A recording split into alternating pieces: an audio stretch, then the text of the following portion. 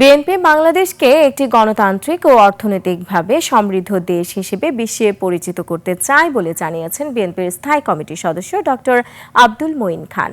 আর দলের vice chairman Shamsuzzaman দুদু বলেছেন, সিদ্ধান্ত নিতে ভুল হলে ২৪ ও ৭১-এর গণহত্যাকারীরা দেশকে বিপন্ন করতে পারে। বিস্তারিত তথ্য নাজনীনের রিপোর্টে।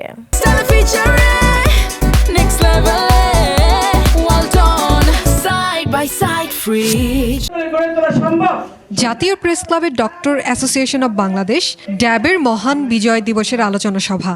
এতে যোগ দিয়ে বিএনপির স্থায়ী কমিটির সদস্য আব্দুল মঈন খান বলেন, সাধারণ মানুষের অধিকার প্রতিষ্ঠায় সবার আগে দরকার অর্থনৈতিক মুক্তি।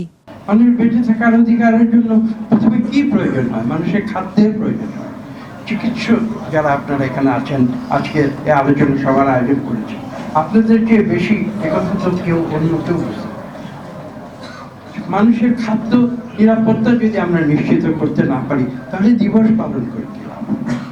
অপর এক অনুষ্ঠানে বিএনপির নেতা শামসুজ্জামান দুদু বলেন, আগামী নির্বাচনে বিএনপিকেই ভোট দেবে জনগণ। শুরুতে যেমন একটা গণহত্যাকারী দল ছিল, ঠিক তেমনি ২৪ আরেকটি গণহত্যাকারী দল। আর বিএনপি হচ্ছে লড়াইয়ের দল, বিএনপি হচ্ছে গণতন্ত্রের দল, বিএনপি হচ্ছে জনসমর্থিত দল। এই দুই গণহত্যাকারী আমাদের বাংলাদেশকে বিপন্ন করতে পারে।